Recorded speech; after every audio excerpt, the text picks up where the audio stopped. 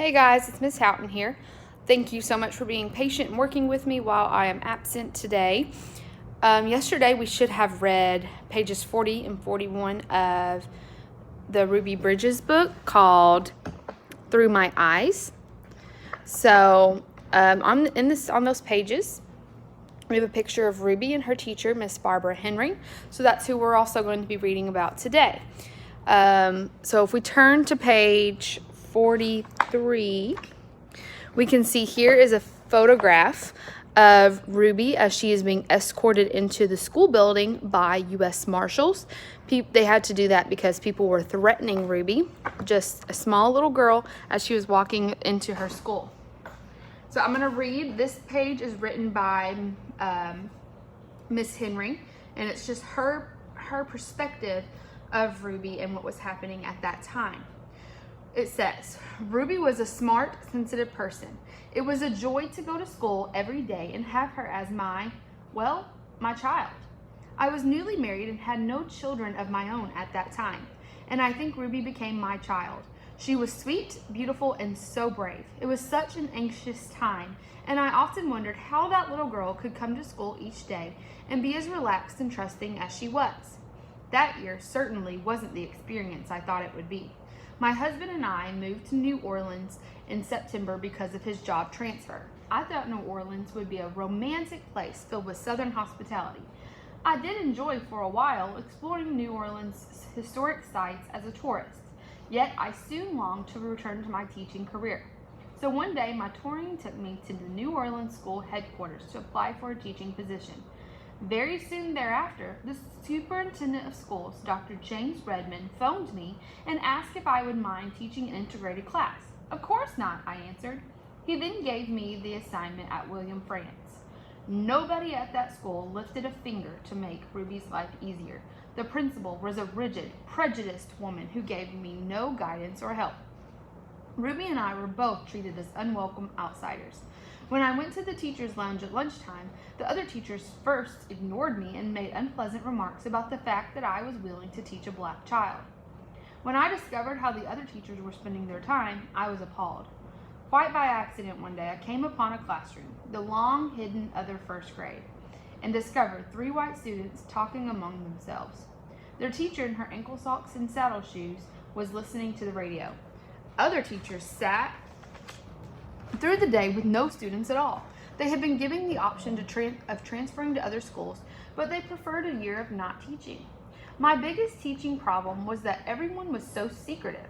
I wasn't allowed to be in contact with Ruby's family or even know where they lived. Ruby's mother was a strong, stunning woman, and I was sorry not to be able to talk with her. I admired her courage in accepting such risks to help make a better life for Ruby and all her children. Outside of school, I was forced to become secretive too. My husband was in total sympathy with what I was doing, but there were very few other people who even knew where I was teaching.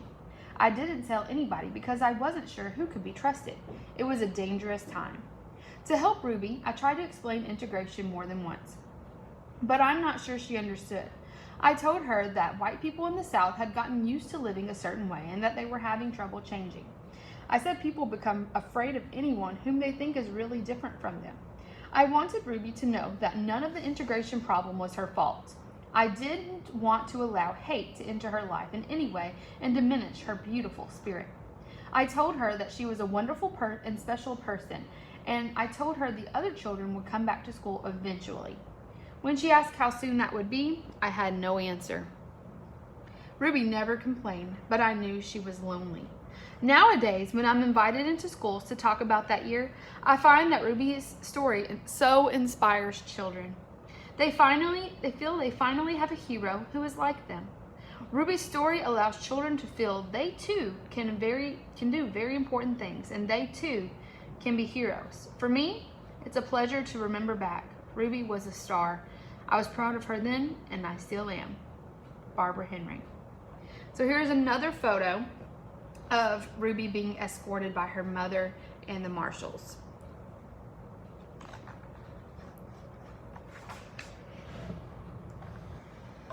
I draw pictures for Dr. Coles. A child psychiatrist, Dr. Robert Coles, came into my life that winter. At that time, he was a young man in the Air Force, stationed right outside of New Orleans. On his way to a medical conference one morning, he came upon a mob outside of my school and noticed me being led into the building by the marshals. At that point, he became interested in me and wondered how I could go through such an ordeal. Soon after, he went to the NAACP to offer his help. Dr. Coles felt that it would be easier for me to endure the stress if I had someone to talk to outside of my family. Dr. Coles met regularly with me. He also met with the 3 girls from McDonough number 19 and with the white children from each integrated school. Every week, Dr. Coles would come to my house with his tape recorder. He would ask how I was doing, and I told him I was doing fine. Then he would pull out crayons and would ask me to draw pictures of myself or the school or some of the people in my life. Afterward, we would talk about how the pictures showed what I was feeling, even if I couldn't put it into words. I think those pictures helped him understand me. I enjoyed the time I spent with Dr. Coles because an important man was coming to visit me and color with me, and that made me feel special. His wife was a caring person and often came to the house with them. She would always bring something special for me when she came. My mother taught Mrs. Coles how to cook gumbo, and they became good friends. Dr. Coles later wrote about me in a number of his books and articles, along with stories of other children in crisis. He seemed to admire how well I held up during the France school experience, but he was always curious about what kept me going. So this here is a photograph of Dr. Coles. Let me see if I can find it. There you go. Dr. Robert Coles. So he was the one that would work with Ruby and help her talk her problems out. So this is one of the pictures that Ruby drew. This top left image is a picture of her grandfather that she drew. This is one she drew of herself. And this is her in school on that bottom one. Down here at the bottom, this is a quote from Dr. Coles, this man right here. It says, I knew I was just Ruby, she told me once in retrospect, but just Ruby trying to go to school and worrying that I couldn't be helping my mama with the kids younger than me, like I did on the weekends and in the summer. But I guess I also knew I was the Ruby who had to do it. Go into school and stay there, no matter what those people said, standing outside.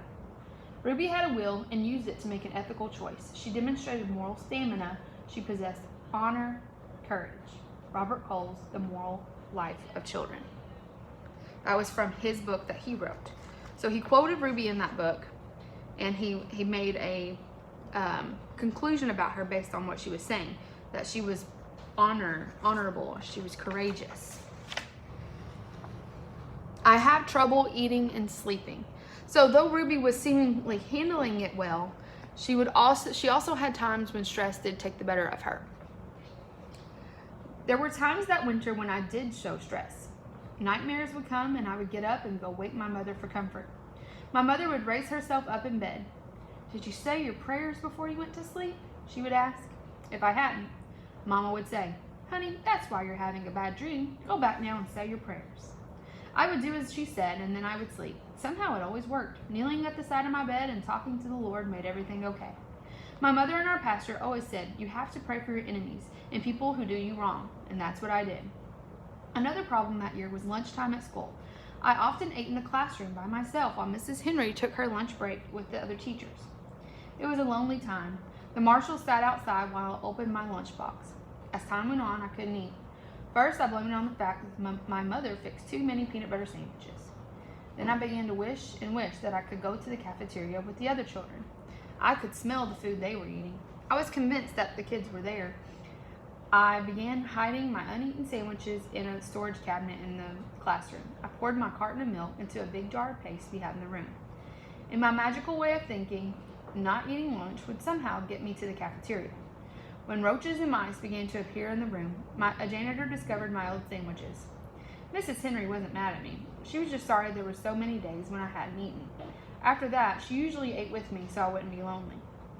At home, there was a period of time when I had trouble eating too. All I wanted were potato chips and soda. My parents told Dr. Coles about it, and he tried to talk to me. Then he remembered the woman in the crowd outside school each morning who said she was going to poison me. Dr. Coles thought I was afraid the woman would really do it. I'm not sure if I was afraid of that or not. Perhaps I was just a picky eater. But in any case, once the year was over, my appetite returned. There were certain treats that winter and spring that helped me feel better. One AACP member, a woman named Mrs. Smith, was particularly good to me. She was the wife of the pediatrician I saw that year. I believe Dr. Smith was donating his services to make sure I stayed healthy. Mrs. Smith spent time with me to keep my spirits up. On the weekends, Mrs. Smith would pick me up in her car, and I would go from one world into another. I went to a zoo for the very first time and visited Storyland at City Park here in New Orleans. Mrs. Smith also took me to her home. Compared to my family, the Smiths were wealthy, and I was amazed when I saw their color television and the piano that her son gave me lessons on. The whole family was very kind to me. Those were wonderful weekends, but they left me a little dizzy and unsure about who I was and where I belonged. But now it's clear to me that those visits showed me a better side of life that made me feel like I had to do better for myself. This is a photograph of Ruby on the steps of William France at 3 o'clock one day. So this is as she was leaving the school after school was over. Now this is another quote down here at the bottom, the sidebar that we have. That is by the teacher, Miss Barbara Henry. It says, "Poor Ruby. I felt so bad for her when we found the sandwiches. I was never going to say anything about it. For her sake, it was going to be our secret. But somehow our secret was revealed and made public. The only thing Ruby ever said to me was that she didn't like the sandwiches her mother made. I wrote to her mother asking her to make something different." The end of first grade. So this year is starting to come to an end. And though it's been rough, there's a word on this page that shows how rough it was. I'm not going to say it out loud. I'm just going to simply say the letter it starts with and move on. Near the end of the year, Mrs. Henry and I finally had company. A few white children began coming back to school, and I got an opportunity to visit with them once or twice. Even though these children were white, I still knew nothing about racism or integration. I had picked up bits and pieces over the months from being around adults and hearing them talk, but nothing was clear to me. The light dawned one day when a little white boy refused to play with me. "I can't play with you," the boy said. "My mama said not to because you're a in."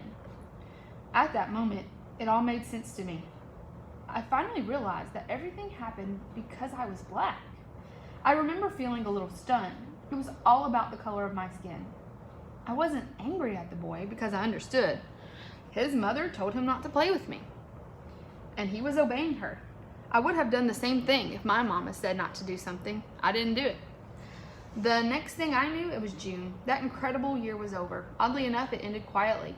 I don't remember any special goodbyes as I headed off for summer vacation. I was sorry to leave Mrs. Henry, but I somehow thought she would be my teacher again in the fall and forever. Mrs. Henry gave me excellent grades at the end of the year, but I was told that the school principal threatened to change them. She said I'd received too much individual attention and that my grades weren't accurate. Mrs. Henry was angry and quarreled with the principal. Mrs. Henry was sad for me and very upset that the principal would be so mean to me. I don't know to this day whether the grades were changed or not, but it didn't matter. The principal couldn't change what was in my head. Okay, this is another quote from her teacher in this sidebar by Mrs. Henry. Let's see if I can get it better. And this is a picture of her finally being able to play with some children her own age. Sometime in the spring, I found out 3 or 4 other first graders had been coming to the school for a while. I was stunned when I found out. It seemed cruel to keep Ruby by herself for so long. I went to the principal and told her I wanted Ruby to play with the other first graders to be together. By law, you have to integrate the school, I said. Integration means putting black and white children in the same classroom. As I see it, you are breaking the law by keeping them separate, I said. The principal wouldn't budge, but I suggested we call the superintendent of schools to talk about it. The principal finally gave in. However, she would not force the other first grade teacher to include Ruby in her class. Instead, the white children came to my classroom for part of each day. It was progress. Barbara Henry.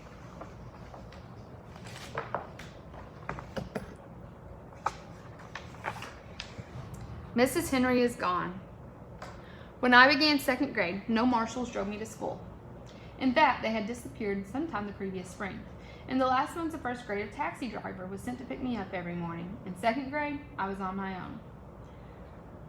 When I went back to school in September, I expected things to be the same. On the first day, I noticed there were no protesters outside, but I went to the front steps of the building as usual and headed for my own classroom on the second floor. Then someone steered me to a different room. When I walked in, I saw at least 20 other kids. There were even a few black kids. I couldn't believe it. I was upset to learn that Mrs. Henry would no longer be my teacher. Another white teacher was in charge. I wanted to run down the hall and ask everyone I saw, "Where is Mrs. Henry?" I felt very alone again. There was no one to talk to, no one to explain things. My heart was broken. Years later, I learned that Mrs. Henry had moved back to Boston during the summer. She was expecting her first child in the fall, and she and her husband wanted to raise her family in Boston. For me, losing my teacher and best friend and making the change to a normal school year was very hard. No one spoke about the previous year, as it was as though it never happened. It was at home. There were no NAACP people coming to visit, no packages in the mail. I did see Dr. Cole sometimes, but it wasn't the same. My second grade teacher seemed mean to me, and she didn't seem to like me very much.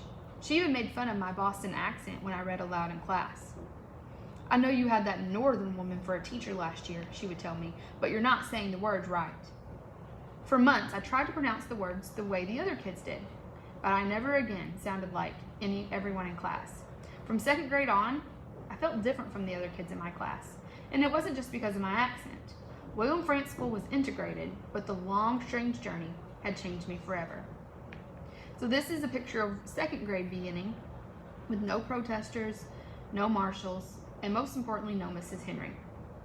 So integration has finally become official, where other kids are allowed to join Ruby, and there are other black kids at this school. And so though it's better, people aren't threatening her or harassing her, she's still alone because all the people that were there to help her aren't here anymore. So this is another quote from Mrs. Henry. Let me turn my book so you can see it. "At the end of the year, it was very hard to let go of Ruby. Even so, I wasn't sorry to leave New Orleans. Integration had been a shattering experience. After New Orleans, Boston seemed like a very appealing and uncomplicated place. I have trouble with the word proud, but I am pleased that Ruby made it through the year. A goal had been set out for Ruby, and we reached it. For years, I thought about Ruby. I had one teeny photo of her with her front teeth missing, and I guarded it with my whole life. The picture was in the top right hand of my bureau, and I would check it every once in a while to make sure Ruby was still there. She was like an invisible part of my family. Over the years, I told my children about her again and again, and I had to keep that memory alive. After I left New Orleans, I knew the school was not the place where I was welcome. The principal had made it clear my association with that school was complete, and I was never extended an invitation to return. But I used to wonder how Ruby was doing." So essentially, Mrs. Barbara Henry got fired by the principal, and she was not allowed to work at that school anymore. And so she decided that since she was going to have a baby, that she and her husband were going to live in Boston. Because in Boston, everything was already integrated. There was no segregation. There was no black restrooms and white restrooms. People were already less racist there. So she wanted to move her family back up there so they could live in an environment where they're not taught racism by other kids. And right here, we just celebrated this holiday last month, Dr. Martin Luther King Jr. Day. This is a quote by Dr. Martin Luther King Jr. And it says, "There is no easy way to create a world where men and women can live together, where each has his own job and house, and where all children receive as much education as their minds can absorb. But if such a world is created in our lifetime, it will be done in the United States by Negroes and white people of goodwill. It will be accomplished by persons who have the courage to put an end to suffering by willingly suffering themselves rather than inflict suffering upon others. It will be done by rejecting the racism, materialism, and violence that has characterized Western civilization, and especially by working toward the world of brotherhood, cooperation, and peace." So we're going to stop right there for today. We'll finish up the rest on Monday when I return. Thank you for paying attention. I want you to, in your packet, answer the next 2 questions in your packet. If you need to go back and rewind the video to see some answers, you may do so. Make sure you are writing in complete sentences. Okay, have a great day.